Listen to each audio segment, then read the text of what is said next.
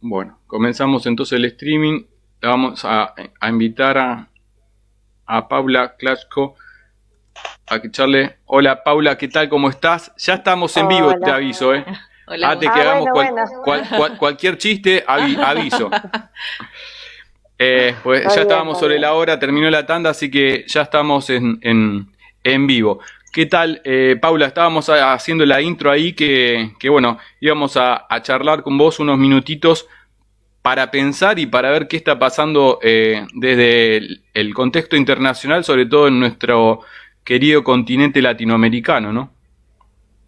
Bueno, qué amplio, ¿por dónde empezar? Bueno, Que no escuché la... se viene el 16 de octubre, si no mal recuerdo la fecha, las elecciones en Bolivia.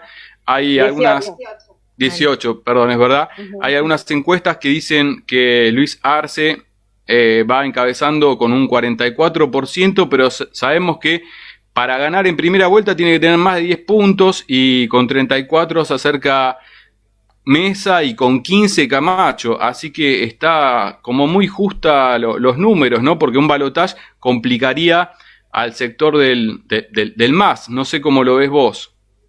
Sí, efectivamente, es complicado. El 18 va a ser la primera ronda electoral. Ahí me escucho con mucho eco, ¿es normal? No, nosotros Nosotros escuchamos. acá estamos escuchando ¿Así? bien, Bueno, fíjate, bueno. sí, sí.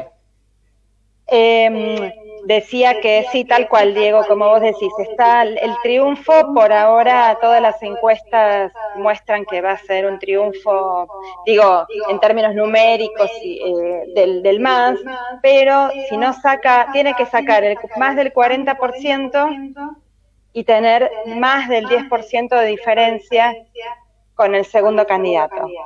Y Claro. ayer una de las mejores encuestas que escuché, porque allá las derechas tienen sus encuestas y son mentirosas y todos los diarios, como es de esperarse, no, eh, no difunden verdades, sino solamente, ahí está, ahí escucho mejor, me distraía porque me escuchaba a mí misma del otro lado, ahí está. Digo, todas las encuestas de los diarios de allá de Bolivia son bien manipuladores, por supuesto, los titulares son espantosos que sacan, siempre atemorizando a la población, pero la encuesta de la CELAC, que es mucho más realista porque también encuesta a la gente que vive en el ámbito rural. Ustedes saben que allá el 30% de la población vive todavía en el ámbito rural y justamente es acerca más o menos 1 millón de personas. Recuerden que Bolivia tiene una población de aproximadamente 11 millones de personas, o sea que es un montón. Y en general, o casi la totalidad de esa población rural es votante del MAS, es base del MAS, o sea que hacer encuestas sin tener en cuenta esa población arroja números falsos, que es lo que pasó en noviembre del año pasado. Que claro, había diferencia entre los resultados que se obtuvieron en las encuestas por esta cuestión, porque no se encuestaba a la gente que vive en el campo, que es base del masista, además de esa cuestión de que como el voto en el campo llega siempre bastante más tarde, no puede llegar el mismo día porque por las deficiencias de conectividad, por la lejanía, por lo riguroso de las alturas, de acceder muchas veces a que las urnas viajen rápido o a las actas en esas circunstancias. Bueno, la otra vez recuerda muy bien todos ese horrible episodio que vimos en nuestra América del golpe, increíble, ¿no? Porque fue un golpe de Estado previo fraude perpetrado no por el gobierno, que se supone que son los que tendrían las condiciones, la logística, la aparatología para perpetrar un fraude. No, el fraude fue perpetrado por la OEA y por la oposición. Ya conocemos esa campaña de desgaste terrible. Bueno, la cuestión es que ahora la encuesta de la CELAC que ayer miraba también da como ganador al MAS en primera vuelta, pero con un triunfo muy justito. Había una diferencia de 10 puntos y un poquitito más, creo que era como 4. Entonces, el tema es que sin duda la fórmula, el binomio, como dicen ellos, del MAS va primero.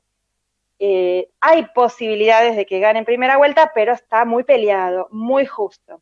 Y el problema, como vos bien decís, de pasar a la segunda vuelta, es que ya si esa oposición se unifica, ya se bajó Áñez, sabemos que se bajó esa dictadora, se bajó de su candidatura porque tenía muy pocos votos, no se sabe ahora, se rumorea que hasta va a renunciar, quedando 15 días para las elecciones, pero bueno, está tan deslegitimada, es un desastre tan grande lo que hace y lo que no hace, que hasta se rumorea su posible renuncia anticipada. Pero, ya se bajó Áñez, con lo cual le llegó un caudal de votos importante a Mesa, a este señor Carlos Mesa, que fue funcionario de los gobiernos anteriores a Evo Morales y que produjeron el desastre que produjeron en el país, protagonizaron masacres contra el pueblo que protestaba, que luchaba. Bueno, este señor Carlos Mesa, y después viene este personaje horrible que se llama Luis Camacho, que también es un personero de lo más conservador, del interior, de lo más retrógrado, de esa élite racista y conservadora de Santa Cruz y del oriente boliviano, pero bueno, digo, en una segunda vuelta, lógicamente que también los votos de ese señor van a ir a parar a los de Mesa, y bueno, y el resto de otros candidatos menos importantes que no realmente tienen porcentaje muy bajo, pero igual van a ir a todo, o sea, está Lucho y Arce, y después todos los demás, casi todos los demás, salvo alguna, tal vez pequeña excepción, van a ir a parar a Mesa en la segunda ronda electoral, lo cual es... A ver, ahora estoy escuchando otro ruido. No, es que ahí tuve que subir porque para que escucharas bien tuve que bajar ahora mientras vos no hablas, bueno.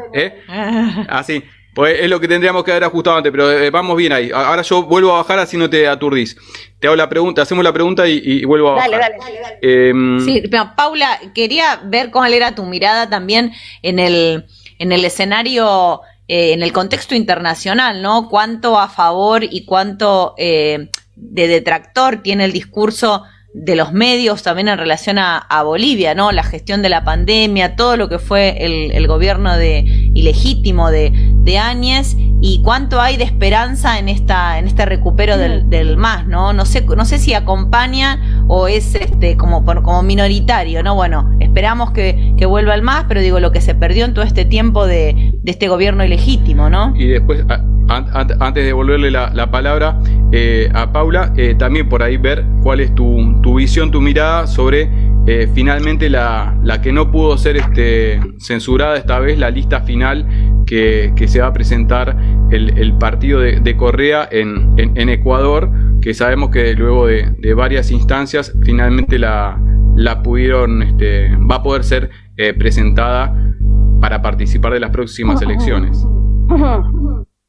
Sí, me quedó algo por decir de la pregunta anterior y ahí les comento esto nuevo.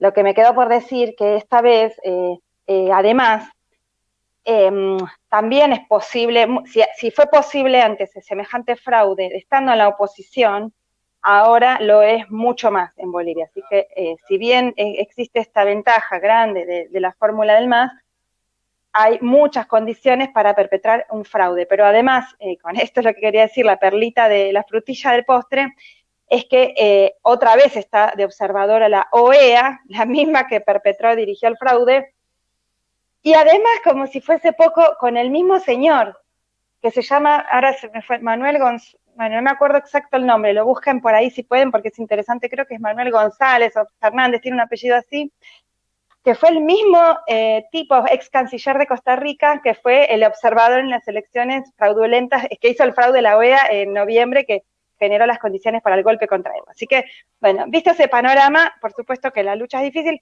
pero no imposible, porque lo que sabemos, que lo mismo también termina pasando en Ecuador, cuando los pueblos muestran su disposición a la lucha, al combate en la calle, en este caso por la vida, por la democracia, por retomar una senda de esa maravillosa democracia en serio que estaban construyendo, bueno, eso se hace sentir.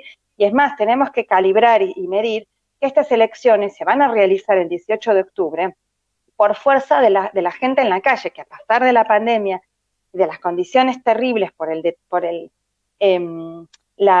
abandono en política, en todo, ¿no? Pero en lo sanitario también, de este gobierno de facto, a pesar de eso, ¿se acuerdan que el lunes, creo que fue la fecha 3 de agosto, se comenzó un paro indefinido que fue lo que posibilitó que realmente se quedaran fijas, que el Tribunal Supremo de Justicia el Tribunal Electoral, el Tribunal Tribunal Superior de Justicia, bueno, Electoral, estoy media dormida, chicos, perdón, y que es domingo, me levanté hace un rato, ese tribunal dictaminara y finalmente fijara la fecha para el 18 de octubre, que iba a ser pospuesta por cuarta vez. Bueno, con el pueblo en la calle esa semana, cortes, movilizaciones, se posibilitó, se aseguró que realmente se hagan las elecciones. Bueno, ahora cómo van a manipular esas elecciones ya es también otro desafío enorme. Pero con lo que recién decían, claro, ustedes fíjense, hagamos el paralelismo con la Argentina. En la Argentina, siempre digo esta idea lamentable, pero que es real, que es mucho más fácil destruir que construir. ¿No? En la Argentina nos pasó que se construyó con mucho esfuerzo, con mucho sacrificio, con mucho tiempo, en 12 años el pueblo pudimos estar mejor, pudimos tener mejor calidad de vida, mejor calidad democrática, en un montón de sentidos. En 4 años del macrismo hemos visto que lo han, aún siendo un gobierno elegido por las urnas y no un gobierno de facto y todo, en 4 años lo destruyeron en gran medida. Aún así siempre digo que hay reformas estructurales que no han podido meter durante el gobierno de Macri, pero hago este paralelismo porque increíblemente en Bolivia, en meses, ya no en años, sino que en meses, la desidia tan grande, esto de saber que son que no tienen ninguna legitimidad, son fruto del golpe de Estado, sabemos que esta tipa se autodeclaró presidenta en una asamblea, en un congreso de diputados sin quórum, una diputada del Interior que tiene apenas unos 1.000, un puñadito de votos. Entonces es todo tan, realmente no solamente no tiene legitimidad, sino que es totalmente fraudulento, golpista, bueno, sabiendo que que entonces no iban a estar mucho tiempo, la destrucción fue más rápida, más intensa, de la mano también de una política represiva brutal, como ya sabemos, sobre todo en los inicios, pero después siguió la persecución a los dirigentes políticos, sindicales, militantes, indígenas, fue brutal, sigue siendo brutal. Hay presos políticos, están los compañeros no hay que olvidarse, los 7 compañeros y compañeras asilados en la Embajada de México que no le dan el salvoconducto para irse a México. Entonces, en esos meses hubo no solamente destrucción, atraso y desamparo de las masas, en el contexto de pandemia, como decías vos, en el contexto de pandemia lo que genera calamidades, sino que además, al igual que Temer en Brasil, cuando se consumó el golpe contra Dilma, también sabiendo que no gozan de legitimidad, que son fruto de un golpe, que se supone que deben ser gobiernos de transición, sí, justamente por eso se apuran a meter reformas estructurales. Entonces se avanzó con privatizaciones en Bolivia. Ahora, hace poquito, la semana pasada, tuvo un escándalo porque renunciaron incluso a ministros del propio gobierno de facto, renunciaron por estar en contra de la privatización de la energía eléctrica. Después se han metido leyes profundas sin ningún tipo de discusión, como por ejemplo en un país productor de alimentos con esa cultura ancestral milenaria, se han metido las leyes que aprueban los transgénicos. Eso es algo terrible, porque saben que es como, ya está, una vez que empieza, olvídate de controlar. Hay una perversión de todas esas prácticas que cómo la van a poder revertir y controlar es imposible. Entonces, bueno, sí, es calamitoso, y por supuesto que también en lo que es la prensa internacional y en los ámbitos internacionales, la doble vara de decir muy poco o denunciar suavemente, no con la misma intensidad como por ejemplo, como boicotean al gobierno de Venezuela o al gobierno de Cuba o al gobierno de Nicaragua o a otros gobiernos progresistas. En los ámbitos internacionales, la verdad que no se escucha demasiado, ni en la prensa, no se escucha mucho los sufrimientos que está pasando al pueblo boliviano, los desastres que está cometiendo gobierno de facto, esta dictadora, había que escuchar el discurso de esta mujer en la ONU, no sé si tuvieron el estómago de escucharlo. No. Bueno, fue tremendo, aparte se dedicó a darnos con un caño al gobierno argentino, eso no sé si lo saben, lo comento, sí, se dedicó a dar como un discurso que se quería lucir como una especie de académica, de hablar del ciclo progresista,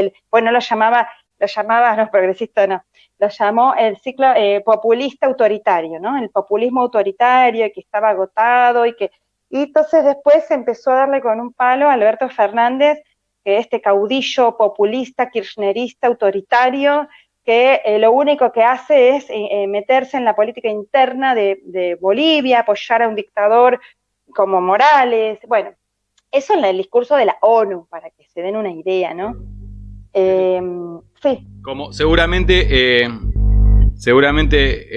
enojada por el recibimiento que tuvo el presidente Evo Morales en nuestro país, luego de la escala en México, cuando tuvo que salir a las corridas para cuidar su vida después del golpe, ¿no? Bueno, sí, y además también, sí, te digo esto también, que además para intentar empiojar las relaciones diplomáticas, tratando de que en Argentina no se lleven a cabo las elecciones de los y las bolivianas en Argentina, que pesan muchísimo y que son masistas en su enorme mayoría, pero no lo logró, por suerte, el gobierno y la Cancillería argentina no pisaron el palito, así que acá las y los bolivianos van a votar el 18 de octubre. Y bueno, me quedó ahí pendiente lo de Ecuador, que nada más para decir que también a fuerza del pueblo y de la lucha se ha logrado, después de un sinnúmero que sería larguísimo de contar acá las vueltas, los intentos de proscribir a la fórmula del correísmo, que ahora se llama UNES, es una alianza, y finalmente sí, han logrado aceptar la candidatura de Arauz y Rabascal para las elecciones de febrero de 2021. Y tiene muchas buenas chances en las encuestas. Paula, muchísimas gracias por esta participación en Pensar en Nada. Me queda para preguntarte para otro momento, porque siempre estás como muy bien informada, por eso nos gusta que participes cada tanto de pensar sobre la situación de Colombia, también con este año tan complejo, con tantas matanzas de líderes sociales, pero lo tengo que dejar sí o sí para la próxima, porque ya no tenemos más tiempo. Será hasta la próxima. Muchas gracias, Paula. Gracias a ustedes, cuando quieran, un gusto. Abrazo grande. Chau, chau. Era Paula Clasco, participando junto a nosotros en Pensar en esta columna de Internacionales. Cerramos acá, Elena, vamos a la tanda de programa y ya se viene